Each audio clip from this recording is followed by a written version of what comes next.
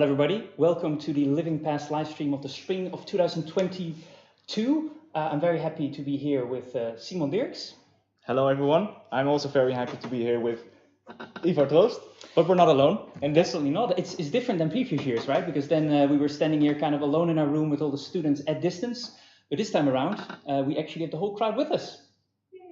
Yay! You can't hear it through this microphone, but that was really a loud cheer on that side of the room. And they're going to be joining us to present their work because we have one team this year. Quite exciting, isn't it? Exactly. And also, we as facilitators are not alone. It's actually a whole team, which is on the other side of the room. Maybe you could show the slide. Exactly, that seems like a great idea. This is actually the team that we are working with. Is it shown on the screen at the moment? I'm looking at our director for a moment.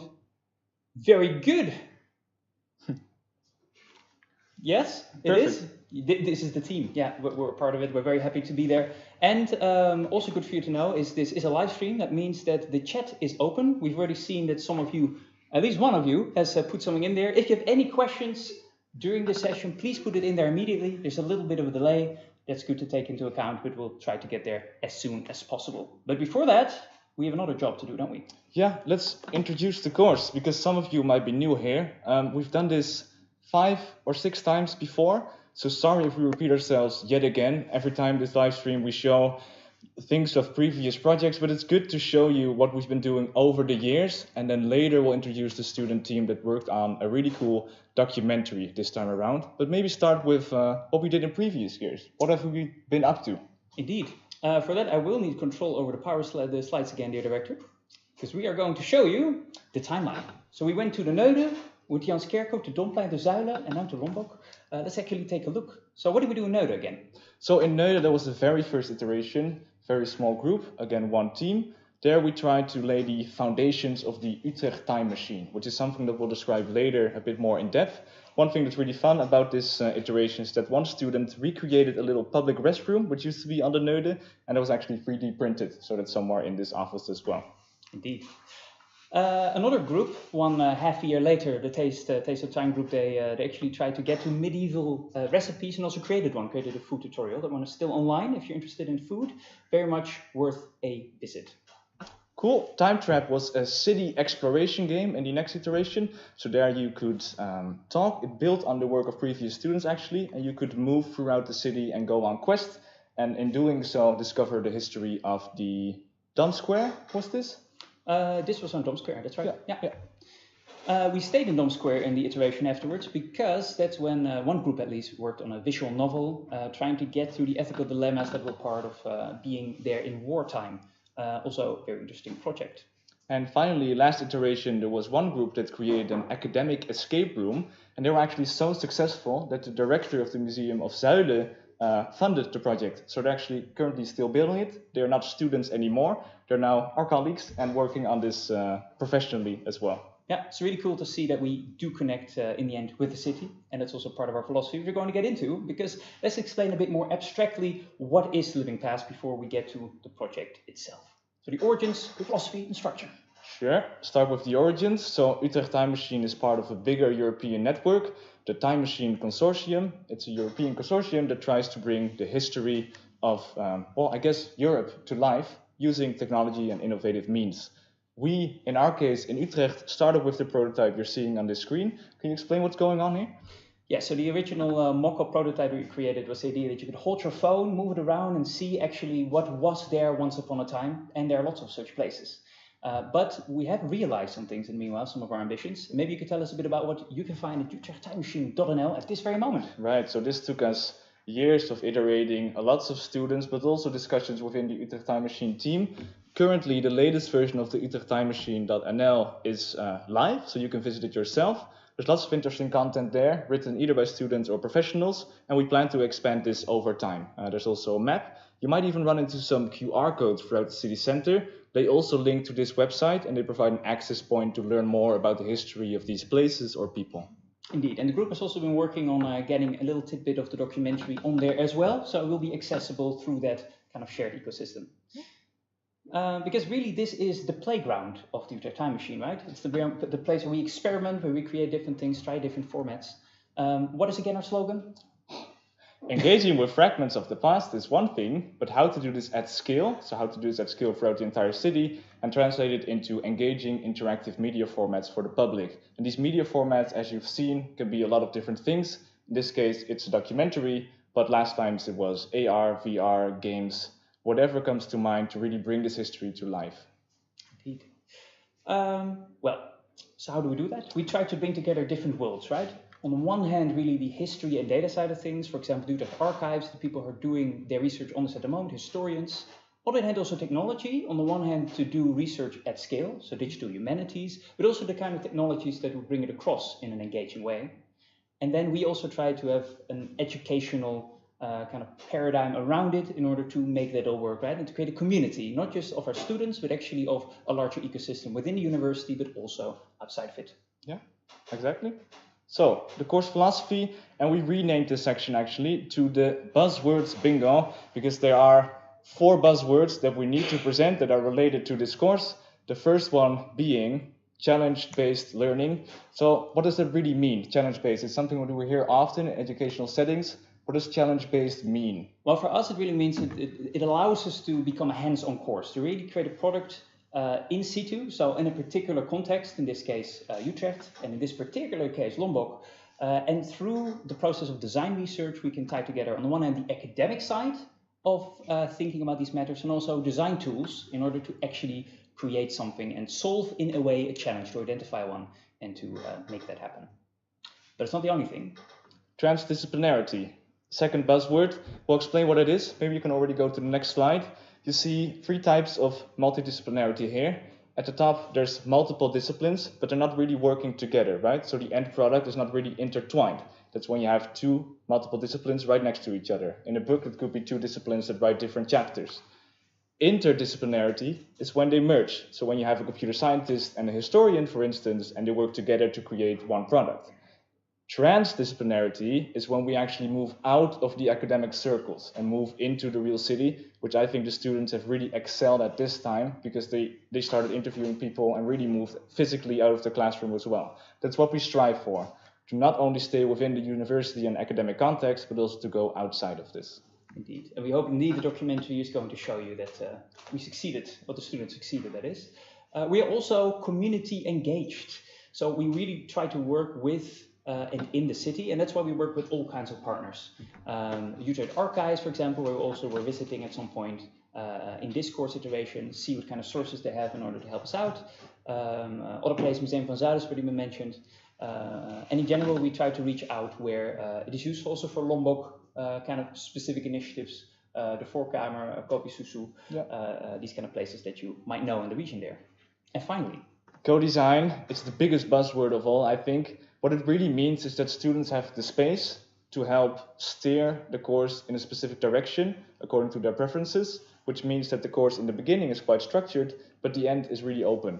So everyone can self-assess their work in discussion with these facilitators, but we also try to create a space where you can really have influence over what the course looks like and how this process is shaped. Some students tend to invite guest speakers, for instance, which we really encourage. Yes. And it also changes a bit of the role that we have.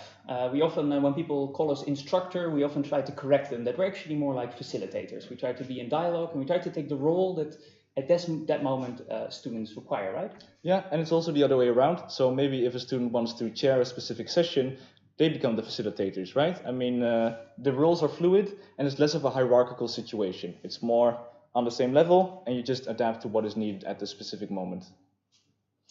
Well, what is the overall structure of the course? In the first weeks, it's more structured, as we already mentioned, and that's where the mapping phase comes in. Maybe it's good to start with that, actually, because these students have worked on mapping Lombok through particular lenses. Yeah, that's what we always start with. So you have some idea of the space that you'll be working on or working with, specifically the history, but it could be many different lenses. So all students picked a slightly different lens. On the left, for instance, you'll see an example of a poster presentation about migrant integration initiatives in Lombok. And on the right, you see a completely different lens, which is more metaphorical, exploring social cohesion through cats. You can read up yourself later. Questions welcome in the Q&A as well. 2 more projects. We have 6 in total, 6 students. It's Queer Doings in the Streets of Lombok. So actually the student mapped out some parts of Lombok that might tell about queer doings, and you can actually would scan that QR code on your YouTube video. You probably could, you'd find that, and learn more about what that looks like. Also, another student looked at Greener Lombok, urban ecology kind of an angle. So what does the municipality do there? What do the individual citizens do there? And how does that culminate in the end in the urban ecology of Lombok? Good. Finally, walkability and disabilities, also looking at themes like belongingness and street politics. And on the right, Lombok, sites of contestation. So for instance, one really interesting example about street names in Lombok being, contested. Jeppe Koenstraat was attached to slavery, I believe. Some initiatives like the graffiti you see on the poster were contested, while other more organized initiative was actually encouraged by the municipality. How does it work and what kind of tensions does that arise? So the next phase is the prototype phase, but before they get there, students also work on a learning journal in which they set their own personal learning goals. So on top of what we ask for the course, which of course entails some development of some kind of application and related to history and cultural heritage, they also set their own goals, and leave maybe an example of what such goal could look like to make it clear to our viewers. Yeah, we have a couple. One that often comes up is stuff like being more comfortable presenting in groups or presenting in English or speaking up in public. One really specific one for this time around was one student who wanted to work on their voice. So you actually hear this in the documentary, how to use your voice effectively to convey a message and tell a story. And another one is very pragmatic, which is, I'll be graduating soon. What are my career options afterwards? And can I use this course to sort of explore the landscape of what may be available for me? And this is really the co-design part. This helps shape the course, how we, in what direction we tend to go. Indeed. I think that might actually be the end of what we wanted to say, isn't it? Yeah, I think it's the best moment if we take this opportunity to actually look at the prototype phase, which is the last 5 weeks of the course. So we'll do a quick transition, get the students in here, and then they are the ones to present their work to you. Back at the Q&A.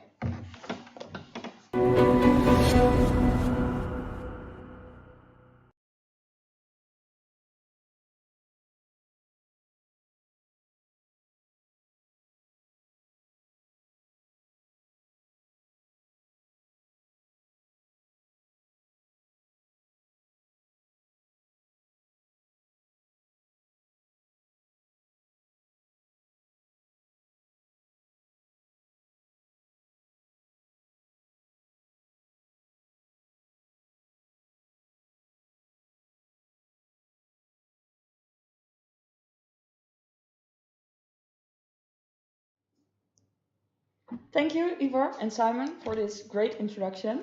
I would like to welcome everyone, and I'm very pleased you're all joining us today. I will briefly introduce our project and also introduce you to our team members. My name is Laura. Over here we have Joja.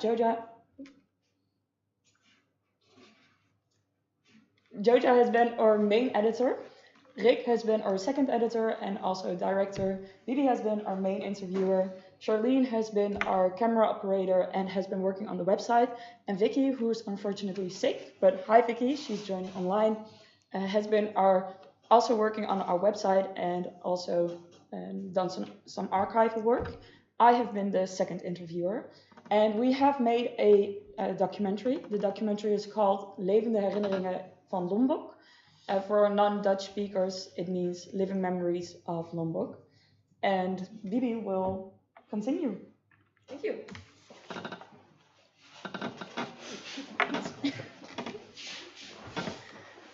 Great, thank you so much. My name is Bibi, as Lauren already told you. And I will be speaking on the outline of our project. So that means I will be touching on what our target audience is, what our motivation is behind the documentary, our contribution to Lombok, or maybe hopefully our contribution to Lombok, and how did we match our product, our final product, to our target audience. So let's begin. Firstly, the target audience. The audience for our documentary is first off residents of Lombok, and secondly, anybody who is actually interested in Lombok or willing to learn something about Lombok. This means that we have quite a large target audience, we are aware of this, And because of this, we really wanted to make sure that our documentary is very accessible to as large of an audience as possible, basically. Moving on to the right, the motivation behind our projects. It can be summarized into 4 main points. First off is oral history. Oral history is a method of mapping history through interviews. And this mainly goes into personal stuff like individuals, family, or specific events. We learned about this method and we got really inspired and decided to use it in our documentary. And the second part of our motivation for this project is documenting the undocumented. And this is actually quite a big part of oral history, is documenting stories that do exist and people know them, but they're never documented anywhere. And because we put them in a documentary, it actually becomes part of the known info about something and also about the conversation on something. Thirdly, our motivation is portraying the spirit of Lombok. Of course, when we started our project, we knew that we needed to say something about Lombok, but we often ask ourselves and each other, what is the spirit of Lombok? And we really didn't know this yet. So we wanted to figure this out. And I think at least through the eyes of the 3 people we interview in our documentary, we really get an image of Lombok. And I hope the viewers will think so as well. And our last part of the motivation is sharing personal memories. This is, of course, very linked also to our oral history. And Lombok is often portrayed in stereotypes, we figured out. And we really wanted to share personal memories, things that go beyond the general image and more into what Lombok means to specific people. Moving on to the contribution our project hopefully can give Lombok, which is 2 things. First off, we are creating a new archive. The footage that we shot and the stories that we gathered about Lombok can be considered kind of an archive that exists now on Lombok. And this can be used for research, but also for personal use, anybody who's interested or maybe wants to look at what Lombok used to be like in a few years. And secondly, we are voicing stories. As I said in the previous parts, Lombok is often portrayed in stereotypes, and we wanted to voice stories that usually don't really get a big audience. We hope that our documentary gives those stories and those voices a bigger audience than they have right now. The last thing I'm going to touch on is how do we match our product to our target audience. As I mentioned before, our target audience is residents of Lombok and anybody outside of that who is interested in Lombok and wants to learn something about the neighborhood. Because of this, our documentary really needed to be accessible to anyone. We tried to convey this first off by using jargon-free language, so language that is basically accessible to anyone. And also academic-free language. Of course, we all have a background in academics, but we really wanted to make sure that we didn't put this in a documentary. The second thing is the documentary is aesthetic. Because of course, a lot of people, hopefully, who are going to see our documentary are residents of Lombok. We really wanted to try to convey Lombok spirit, as I mentioned before, in our documentary. For example, by our footage, so the footage we shot ourselves of Lombok, but also footage we got from the archives, from the Utrecht archives. We really hope that it's true to Lombok, also what it was like before and what it is now, but also we really hope that our stories and our footage shows Lombok spirits. So you'll see that in a minute. We hope you agree. That's all I'm going to touch on right now. I'm going to pass this on to Rick. Thank you, Bibi. I will mainly be talking about the creation of our prototype, of our product. And to talk about this, I will go through a few design cycles, which basically design or explain the iterative process that we've gone through in terms of making our product.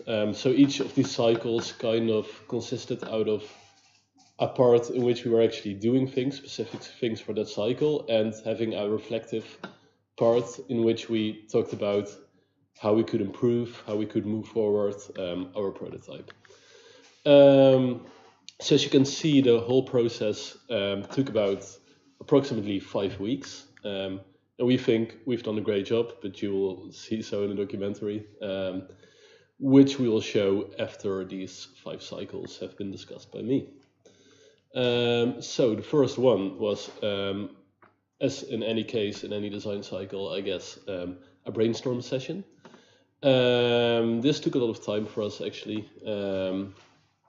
Initially, we wanted to do something with queer spaces, so we wanted to look at how queerness expresses itself within Lombok, how spaces can potentially be described as places that exhibit queer doings or queerness. And we also pretty quickly decided that we wanted to do this in the form of a podcast or a documentary, which was something that we all agreed on, and we weren't sure whether it would be either a podcast or a documentary or both, but that was the idea from the start.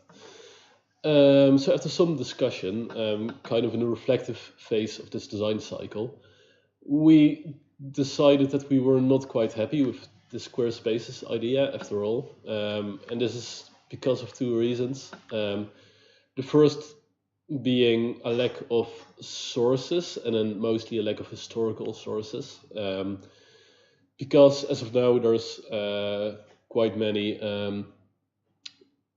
queer initiatives taking place in Lombok, but we really couldn't find anything in the history that has been written on Lombok. And the second thing that made us feel a bit uncomfortable with the idea of doing this is that queerness itself can be kind of a touchy topic, can be very personal to people, and from our perspective, which is in most cases for us an outsider perspective, we kind of felt uneasy talking about this without having like this personal connection with it.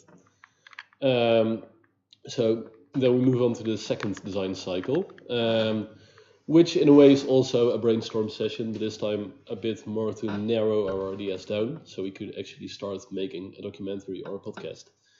And we realized pretty quickly that to get an idea of what we could do, we had to visit Lombok, talk with people, build a network of people interested in talking about Lombok and sharing their memories. Also, we pretty quickly realized we would like to do something with personal memories, doing like an oral history project, as BB just explained to you. And I guess this is also the phase where we dropped the idea of doing a podcast, especially with regards to the idea that we had at this point, so doing a documentary based on memory and personal feelings towards Lombok. So with these ideas in mind, we started talking to people, and we quickly found some common themes people in Lombok engaged in or were concerned about. Some of these being, for example, multiculturality and gentrification, which you will see in the documentary in a bit. And with these themes in mind, we could start constructing interview questions and start thinking about which direction we want to go. In the reflective part of this design cycle, we realized that we had to engage with Lombok itself even more than we already did, and that we actually had to start making active steps to approach people to interview. Which brings us to the third design cycle, which is pretty much the most straightforward cycle, the interview design cycle.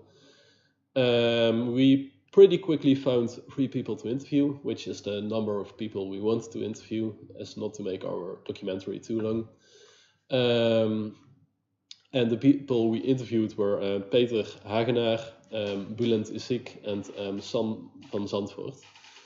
But to practice the interview, we first interviewed a friend of Bibi's.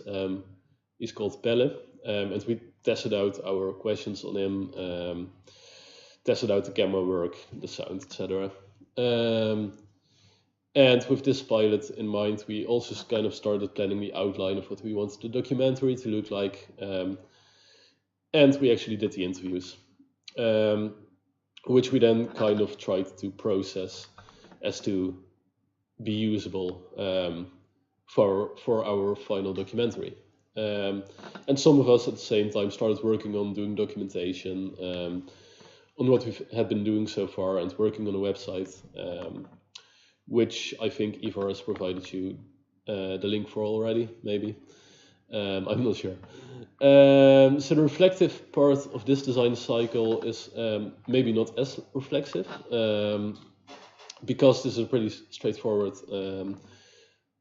part of the design cycles. It's mostly just doing things and not really thinking about how we could improve what we were doing.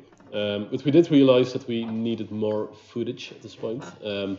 With no offense meant to the interviewees, of course, but listening to people just talking for 20 minutes can be a bit boring without historical footage, for example. Which brings us to the fourth design cycle, which is our visit to the Utrechtse Archief, in which we collaborated with some people who worked at the Utrechtse Archief, who helped us find footage of specific moments in time we were interested in, and some more general footage of Lombok in the past and in the moment as well. At the same time, and this was really, by the way, the time when our documentary itself started taking shape. So we started to do the editing, we started to arrange background music. We had to make a lot of editing choices as well. And we again realized, this was last week by the way, that we really needed more and more archival footage. So we've been in the archives a lot last week. Which brings us to this week, and we are still in this design cycle actually. This is this meeting we are having right now is the final moment of this design cycle. So what we've been doing this week is mainly finalizing the prototype, which we will show you after the slide. And we also had a visit from Yuri Ferry, a friend of Ivar's, who is a professional filmmaker and who has provided us with a lot of useful feedback. Besides that, we've just done some editing, started on inviting attendees, and we've been working again on the documentation and the website. So you might wonder why there is a question mark beneath the reflection on the design cycle. That's the case because we are still in this design cycle. So the reflective part of this design cycle is actually the moment when you ask questions to us, and the moment after the session when we discuss with each other what we could have done better, what needs to be done still. So that brings us to the documentary showing. Enjoy.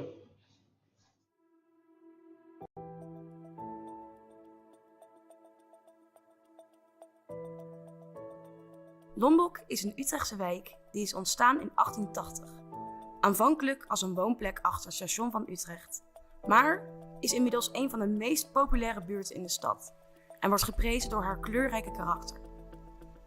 Inwoners van Lombok variëren van nieuwkomers tot mensen wiens familie hier al generaties geworteld zitten. Lombok wordt vaak neergezet als de ideale multiculturele wijk. Het voorbeeld van hoe een multiculturele buurt zou kunnen en moeten zijn. Maar waarom is dit eigenlijk? Wat is de reden dat mensen zich zo aangetrokken voelen tot Lombok? Is Lombok inderdaad zo ideaal multicultureel als men denkt? En zo ja, hoe komt dat? En wat vinden de bewoners van Lombok van het imago dat de wijk heeft? Zijn zij het eens met het bekende beeld van Lombok? Om deze vragen te beantwoorden maakten wij een documentaire waarbij we 3 bewoners van Lombok aan het woord lieten. Wat zijn hun meningen en verhalen over Lombok? Wat maakt Lombok nou Lombok? En waarom?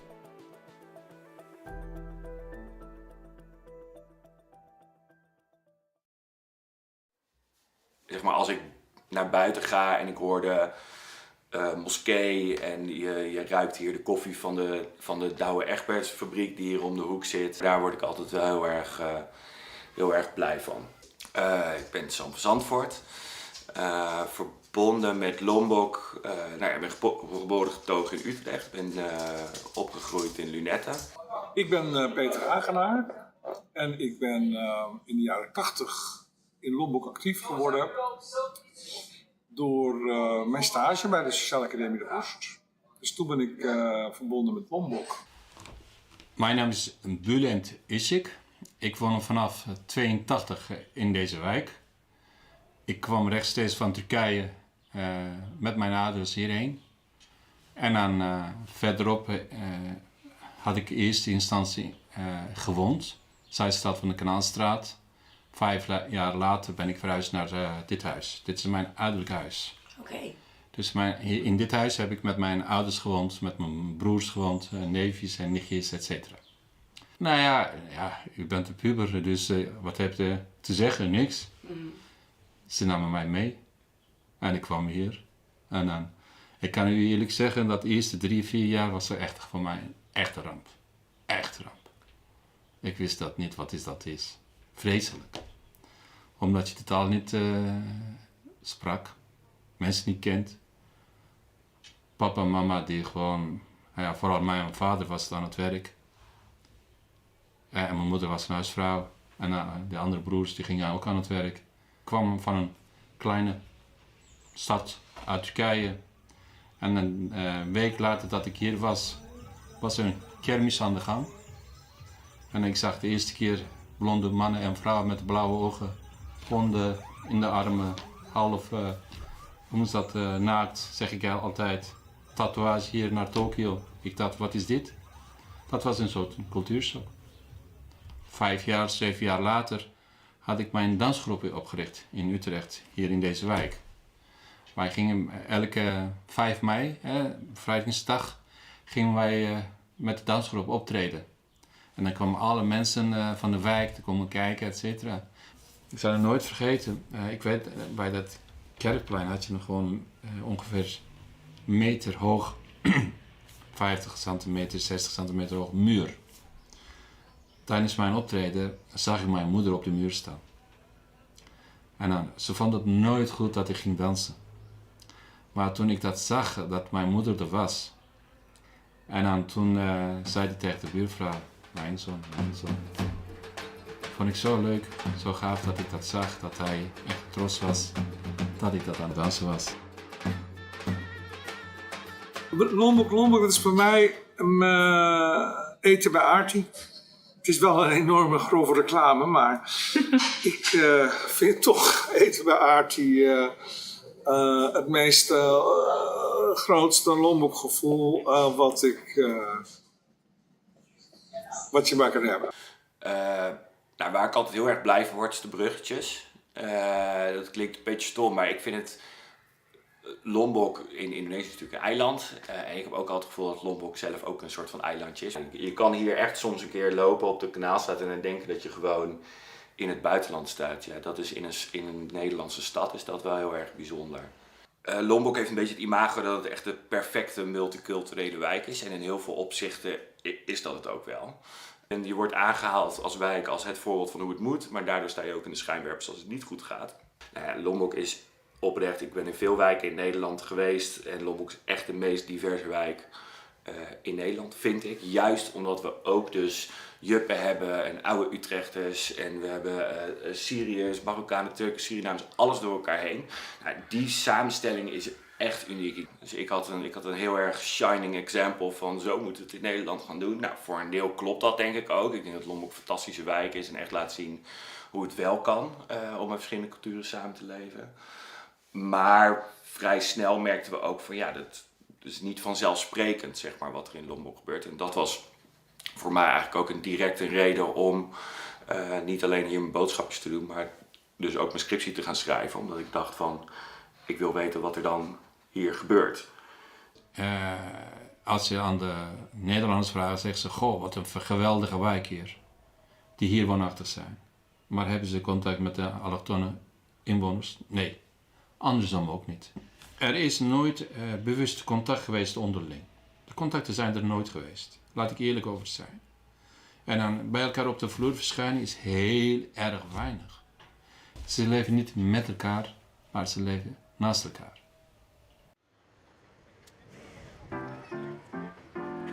Dit is de Kanaalstraat. Deze straat begint bij de moskee en eindigt bij de Oude Rijnbrug. De straat zit vol groenteboeren, eetzaakjes en kledingwinkels. De Kanaalstraat wordt ook wel gezien als het gezicht van Lombok en trekt bezoekers uit het hele land en daarbuiten aan. Ook waren hier de eerste niet-westerse winkels, of Turkse bakkerij, shawarmazaak, noem maar op. Turks brood kon je ook alleen maar hier kopen en dat kun je tegenwoordig overal kopen.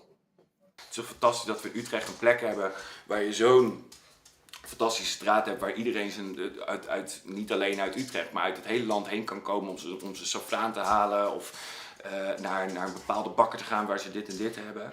En dat is de straatbeeld en heel veel allochtone winkels, soms 10 of 15 groenteboeren.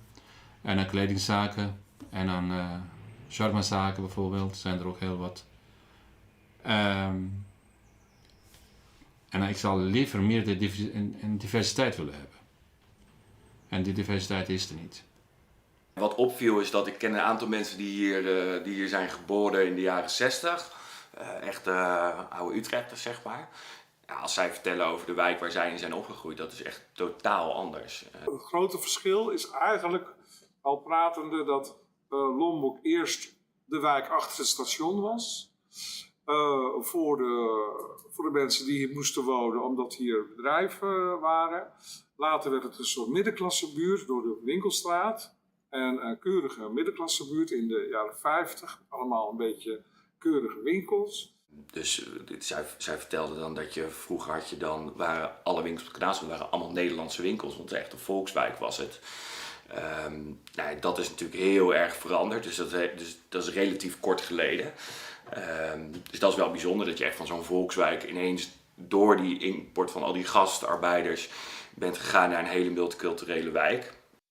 Omdat die buurt gesloopt zou worden, kwamen hier veel gastarbeiders wonen, want die huizen kwamen leeg. En zij dachten dat ze een goedkoop huis hadden, maar het was niet alleen goedkoop, maar het stond ook op de nominatie om gesloopt te worden. Maar wat ik echt schrijnend vond, is dat er is ooit een keer in het buurthuis hier om de hoek een fotoserie geweest van hoe die eerste gastarbeiders in Lombok terechtkwamen, hoe die dan woonden. Het is best wel schokkend om te zien hoe we daarmee omgingen. Hoeveel mensen er in een heel klein huisje werden gepropt in hele slechte omstandigheden en dan voor een heel laag loon moesten werken. Toevallig in dit huis, de vuilnisman die hier de route heeft, Mo, die heeft hier ook gewoond met zijn zussen. En zijn zussen die zijn een paar jaar geleden hier ook geweest. En zij woonden in dit huis waar wij nu met z'n tweeën wonen en dit best wel klein dan vinden, woonden zij met 9 man. Dus hij kon uitleggen, zij kwamen hier toen binnen, hij kon helemaal uitleggen waar stonden de muren en waar stonden de stapelbedden. Ja, dat is echt wel, dat vond ik echt wel bizar. Ik zou zo zeggen, ik weet nog dat de gemeente deze huizen in Lombok heeft willen opkopen en slopen. Door de acties vanuit de samenleving is de sloop niet doorgegaan. Toen is de renovatie geweest. Gelukkig door Urban is heel veel gerestaureerd of gerenoveerd. En in plaats van de no-go area achter het station werd het steeds meer het multiculturele succes en de hippe buurt aan de rand van het centrum. En aan de renovatie is uitgevoerd. Je zag in dat hele traject niet alleen met de huizen aan het veranderen waren, maar de samenleving werd ook veranderd. Je zag steeds meer de volksbuurtje werd een beetje, buurtje van een beetje de rijken. Als je nu ziet, dan zitten er bij ons wetenschappers. We hebben allerlei hoogopgeleide elitaire stelletjes. Ze zeggen, de Lombok is een multiculturele wijk, heel beperkt hoor. Alleen die winkels op de Kanaalstraat, die maakt in eerste instantie creëert een beeld dat er heel veel allochtonen woonachtig zijn. Dat is niet zo. Wat je ziet, is dat eigenlijk elk huis wat beschikbaar komt, ik bedoel, ik zie het vanuit mijn woonkamer, elk huis wat beschikbaar komt, waar dus vroeger, bijvoorbeeld bij mijn buurvrouw, dat was een hele oude Surinaamse vrouw, Hetty, die gaat weg en die heeft 50 jaar in dat huis gewoond, wordt opgeknapt en vervolgens wordt die hele woning voor $1 miljoen verkocht. Nou, dat zie je om je heen enorm veel gebeuren. Het woord wat soms als een vloek wordt gezien is de gentrification. De vraag is natuurlijk ook, wat is dat nou eigenlijk? Is dat nou die lekkere cappuccino bij die hippe kaaswinkel? Is dat gentrification? Of is het gewoon een hele leuke ondernemer die iets extra's doet voor zijn klanten? Ik vind het gewoon een hele goede ondernemer die iets extra's doet voor zijn klanten. Ik zie dat niet als gentrification. Maar als die vrije markt in die kanaalstaat zijn gang mag gaan, dan hebben we over 10 jaar hebben we hier allemaal franchises zitten en dan komt hier een hele leuke bagels en beans en weet ik veel wat. Maar dan is die kanaalstraat weg. Bijvoorbeeld dat oorspronkelijke bewoners steeds minder hier kunnen wonen. En dat, je zit nu ook bijvoorbeeld aan de rand van de wijk, dat huizen worden afgebroken en plaatsmaken voor flats met onbetaalbare appartementen. Maar voor mensen die nog minder inkomen, en dat zijn gewoon weet ik veel, de docenten en mensen die in de zorg werken, die kunnen hier echt niet meer wonen. Dus die worden allemaal naar die zijkant geduwd. Ja, dan verandert die wijk gewoon. En ik denk wat Lombok maakt, is juist die diversiteit die erin kan zitten. Ja, die wordt gewoon totaal niet beschermd. Als dat blijft gebeuren, gaat die wijk natuurlijk veranderen. En ik denk gewoon dat we binnen 10, 20 jaar, dat iedereen die hier enige wortels heeft liggen, weg is. Het verhaal wat ik een keer heb gehoord is dat je hebt hier speeltuin Bankerplein, oudste speeltuin van Utrecht. Dat daar mensen kwamen wonen en die gingen na een maand of zo klagen over het geluid van de speeltuin. Ik weet niet waar je dan mee bezig bent, maar jij komt op een plek wonen, je koopt een huis tegenover een speeltuin, dus dat weet je. En dan ga je klagen over het geluid wat die speeltuin geeft. Die speeltuin zit daar dus al veel langer dan jij, dat zit er nog veel langer dan alle mensen die daar wonen. Je hebt er zelf voor gekozen om daar te wonen. Je weet dat dat erbij hoort. Je moet zo ondernemend zijn om dingen te gaan ontdekken. Je moet zo ondernemend zijn om te kijken, goh, wat betekent dan de cultuur voor mij? En uiteindelijk draait het alles, heb ik jullie misschien al verteld, het woord willen. Ja, wil je onderdeel zijn van de samenleving? Wil je samenleving leren kennen, ja of nee? Heb ik me altijd gevraagd, wat wil ik hier zijn, doen? Wat voor persoon wil ik hier zijn? En ik denk dat we te veel, ook in Lombok, bezig zijn met van, nou, ik heb mijn eigen huisje, mijn eigen voortuintje. En daar moet alles perfect in gaan. En het moment dat er iets misgaat, dan is het gelijk de schuld van die of van die of van die. En dat we veel te makkelijk ons vingertje wijzen naar van alles en nog wat. En dat gebeurt ook in Lombok. En dat gaat niet om dan zelf nu vingertjes gaan wijzen, maar dat wordt alleen maar erger door die gentrificatie. Kijk, natuurlijk, mensen veranderen, cultuur verandert doordat ze elkaar een beetje beïnvloedt. Ruimtelijke aspect verandert, economische aspect verandert. Zeker. Ja, als je dat niet doet, dan blijft de tijd stil. En dat is niet de bedoeling, denk ik.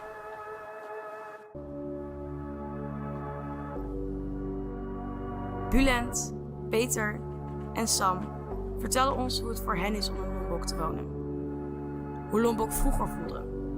Hoe het is veranderd. En waar het heen gaat. Wat Lombok mooi maakt. Maar ook wat de uitdagingen zijn. Want wat maakt Lombok Lombok? Lombok is in ieder geval veel meer dan alleen een multiculturele wijk of een buurt vol overlast. Lombok is eten bij Aarti, dansen op het Kerkplein en de geur van koffie op de Kanaalstraat. Lombok is alles wat de bewoners er zelf van maken, zolang ze maar blijven maken.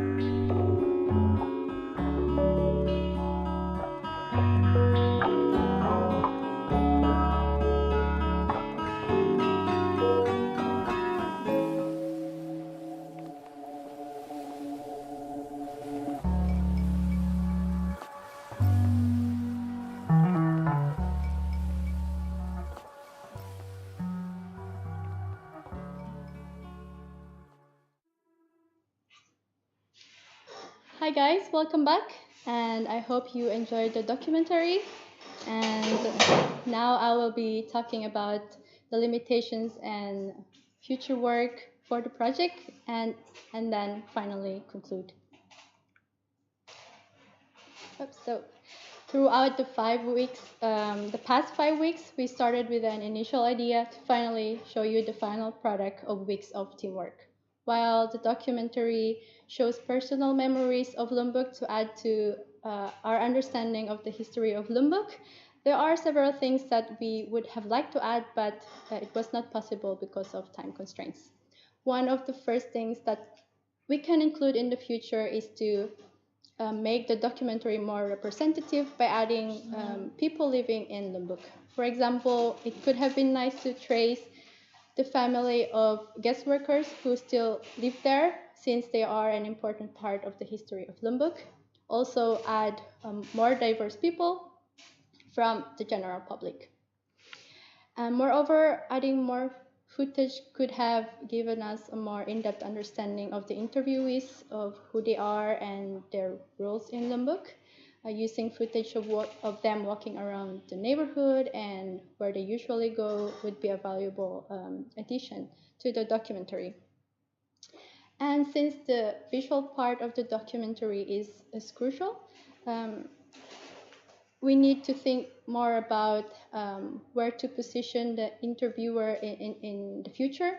Future work would need to experiment on the camera shots, angles, in order to create a more intimate connection between the interviewee and the viewers. Setting up 2 cameras would also be useful, especially in the editing part. And finally, planning the location for the film screening would also be an important part in the future of future projects. Since film screening is significant in film's production and release cycle, in this way we can make the film gain more exposure and create a more immersive experience for the viewer. And to conclude, it has been a great learning journey and we learned a lot along the way. This project could have not been possible without the hard work of each team member, facilitator, interviewee, representatives of the Utrecht Archive, Yuri, and all the people who helped in the process. Making the documentary made us see Lombok from the living memories embodied by personal memories of the interviewees and different archival footage and images that we found in the Utrecht Archive and also online. Even though we might be able to draw personal conclusions from what we have seen through the process of making the documentary, we feel like we are not in the position to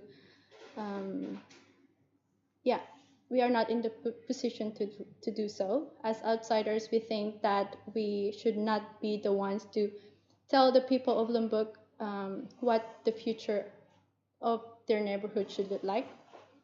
Instead, we would like to have the documentary and the interviewees speak for themselves. And so, in the living memory of Lombok, we hope that through the eyes of BÜLENT ISIK, Peter Hagenaar, and Sam van Zandvoort, the living memories of Lombok are launched into the flow of collective memory of Lombok.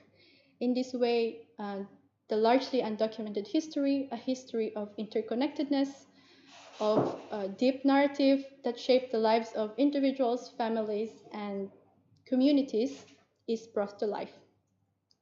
By documenting undocumented stories, we preserve memories as historical evidence, and they have the chance to endure over time, multiplying available perspectives on the past.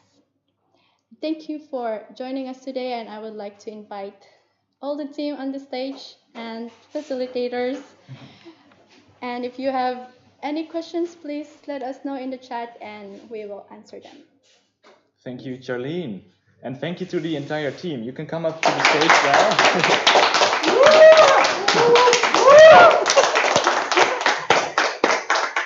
So I think we're all in the screen right now. Perfect. Amazing work. First of all, I have to say that I'm all really proud of you all, which is something I was waiting to say until I saw the final documentary. I've seen it now and it looks incredible. I've already seen a lot of compliments in the chat, but I'll start with the questions first, if that's all right with you. So first of all, Shaheen asks, how do you find and select undocumented people? right? Because that's part of the whole deal of what you did, trying to find people that are not really documented, as well as their personal stories. How did you find these 3 people that you interviewed in the end? Could one of you elaborate on this? Yeah, I could. First of all, great question. Yeah, I think in probably week 2 or 3 of the design cycle that Rick presented, we decided to go into Lombok because we were talking about Lombok from the Uithof, which is where we are right now, and I felt like we really need to go into the neighborhood to feel the neighborhood and to start talking to people on the streets, which is exactly what we did. And I think that's how we actually met BÜLENT. Is you met him on the Mosque Square, and you asked him, would you be interested in participating in our project? And I think also through his network and other people's network, we kind of scrambled these people together. Yeah. Who are now in the documentary. Yeah, can I add? Yeah, of course, yeah. Yeah, I think it's also, well, it's maybe a bit strange to say, but it's also kind of easy to add to the stories that are now available of Lombok. Since you have kind of 2 dominant narratives that are, on the one hand, like we said, this theme of multiculturalism, which is really amazing, and Lombok is a kind of ideal state in this narrative. And the other narrative is the criminal neighborhoods. So we really try to kind of go beyond that through the personal stories. So in that kind of sense, it was not really the matter of who was talking, but as long as they did not kind of articulate these 2 dominant stories, which is kind of easy when you speak with people who are actually living in the neighborhoods. Yeah. And also in the archive, we really found out that there was not that much material, since Lombok was this relative poor neighborhood, and film was just expensive when you were still working with not in this digital age. So yeah, it was kind of on search, I think. Yeah, but you did well. I mean, you found the material, it's in there. I think you actually answered one of the other questions. Was it difficult to find archive footage that correspond and match with the interviewee stories? I guess the answer is yes. It was difficult, but you still managed to pull it off. If you, I mean, there's these 2 stereotypes, right? These dominating stereotypes or narratives. Now you've added 3 personal stories. Do you think you could expand this? And you already alluded to this a little bit. How would you progress from here if you had a lot more time? Because you only had 5 weeks now. What would your first step be?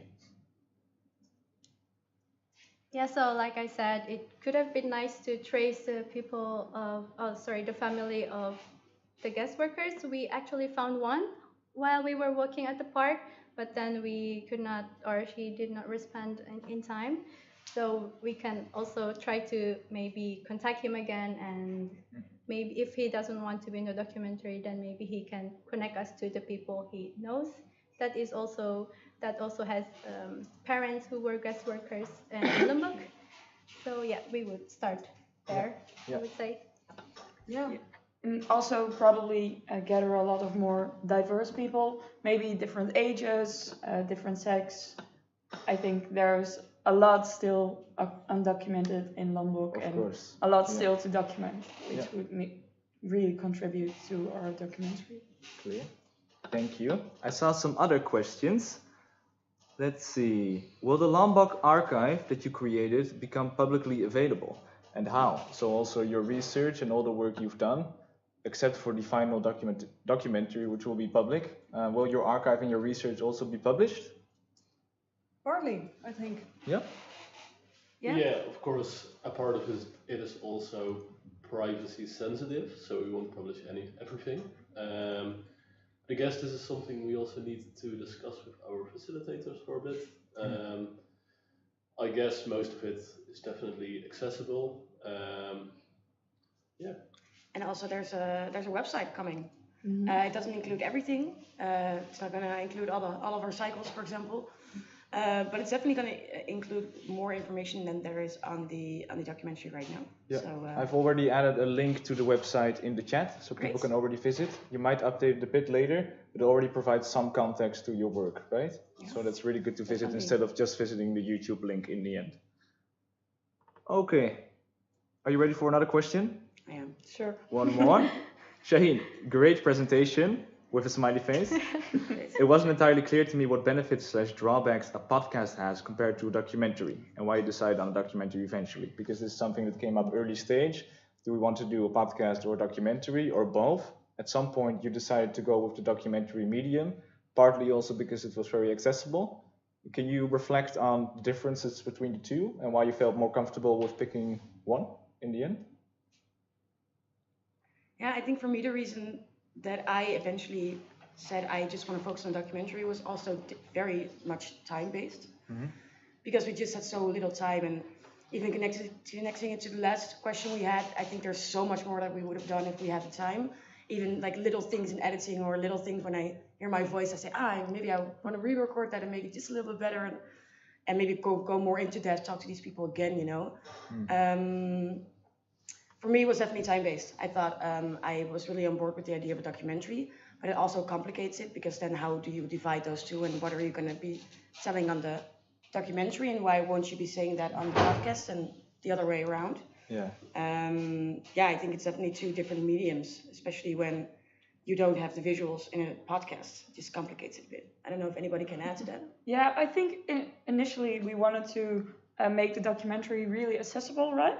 And then the podcast, we actually wanted to go deeper onto a few subjects and really have a long conversation with like one or maybe two guests. Yeah. And I think because we realized pretty soon there was so little archival work about Lombok as well, it felt really important we maybe should create the accessibility for Lombok first and then an overall image, and there really just wasn't any time for a podcast, and I feel like the documentary was an easier way in for more people. So better to do one thing right than two for things mediocre. Yeah. Right?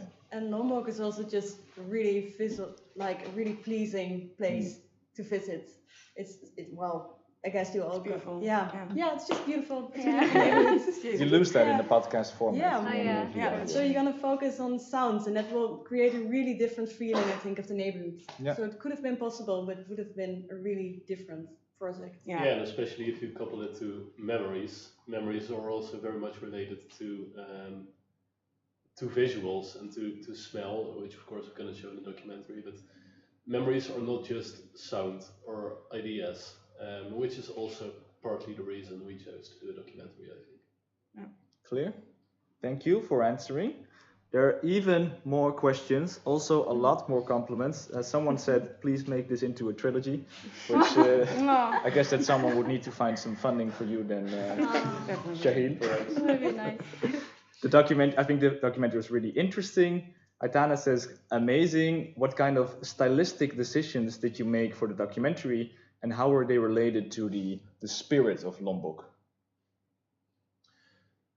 I guess I can start maybe relating it first to the idea of memories and not the spirit of Lombok, because I think we consciously chose for like easy, calm shots to fit this idea of memories, nostalgic trips down the memory lane, right? Instead of like heavy shots, which we could also have done. For example, the Kanaalstraat is quite intense to be in sometimes, of course. And we actively made the decision not to highlight this too much when we were talking about memory. Does anybody want to say anything about the spirit of Lombok? What is the spirit of Lombok? Yeah, it's a very hard question. I don't know if we can really answer that. And of course, we've tried to portray Lombok spirit through 3 people, which are amazing and had a lot to tell. But there's a lot of other people living in Lombok, basically with other experiences as well. Yeah. So we try to, I guess, capture a small part of the spirit of Lombok. And I don't think it's explainable in words. I think if you just watch the documentary, I feel like you can feel it. And there was also really explicitly your method of not trying to figure out what the spirit of Lombok is from a distance, from the classroom, but actually letting people tell it themselves who have lived there for a long time or a short time, etc. But then again, I also feel like the most of them images that we shot from Lombok itself, it would have been really different if we would have created them in summer, you know? Yeah. It's also kind of the spirit of Lombok in this kind of drowsy days that are grayish. I mean, you can also see that, I think it's also a bit of the time that we have. It's also visible in the documentary. Yeah, it's a snapshot in time, this moment. Definitely. Final question? Let's see. Aitana asks, in what ways do you think hearing different voices in this documentary would change the main narratives discussed, such as gentrification, multiculturalism, etc.? That's a very good question.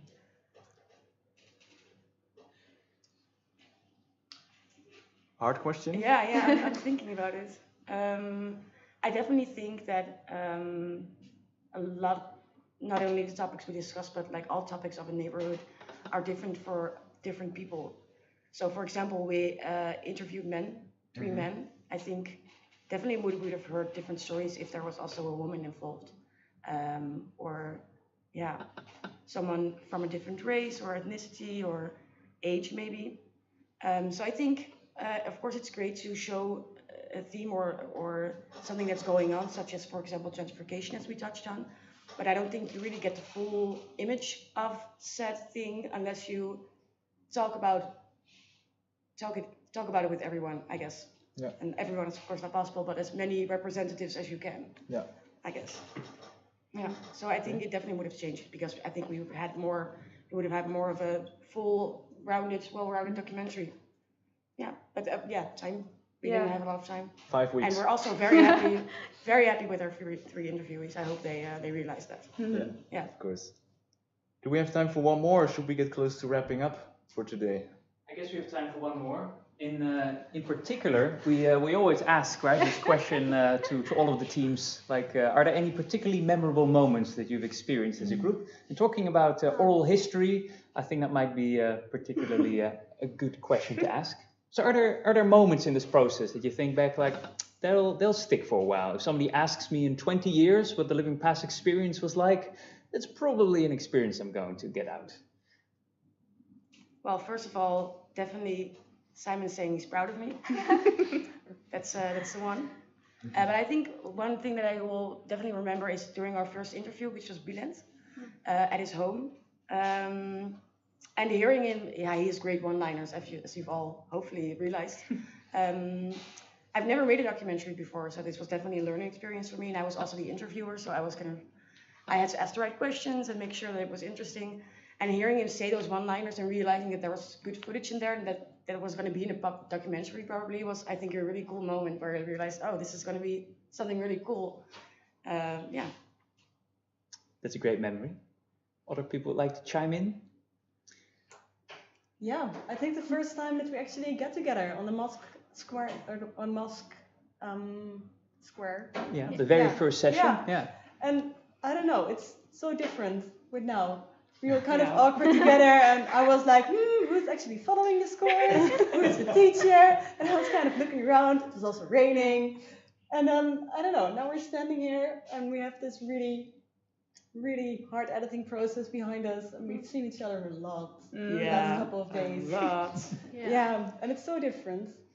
So it's, I don't know. I also kind of treasure the moment that we were still awkward together. It's great. That's absolutely so great. Sweet and innocent still. Maybe a final memory, if any of you would like to add. Yeah, I think maybe more in general. This project obviously came through because of a lot of voluntary work. I feel like the interviewees, also a lot of people we didn't interview, but had a lot of conversations with.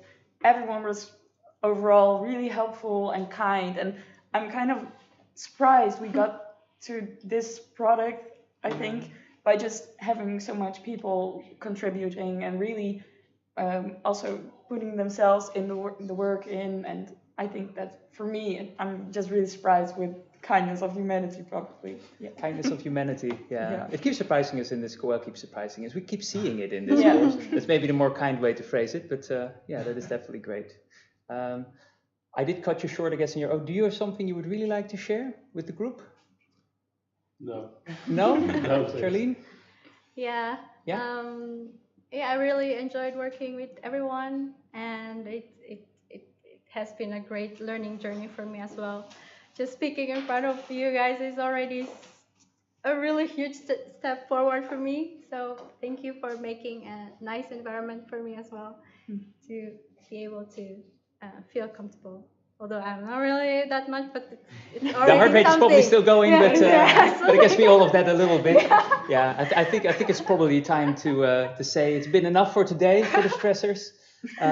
Thank you so much for this wonderful documentary and the time we got to spend with you. Also, thank you to Vicky, who's probably watching the stream, a student who wasn't here, who's ill at the moment, but who also definitely contributed. And then I think it would be in order to give a final applause for the people who are in this room, maybe for yourselves as well, before we say goodbye. To the people of the stream, if you want to get in touch with us, there is an email address, livingpasts@uu.nl, so feel free to get in touch if you would like to do anything that looks like a follow-up of questions to the course team about something that has to do with how it's designed, and if you'd like to learn from that. We are open to connect. So just so you know. Otherwise, I think nothing else is to be said, and we wish you a great end of this Wednesday. We're definitely going to have one. So, au revoir.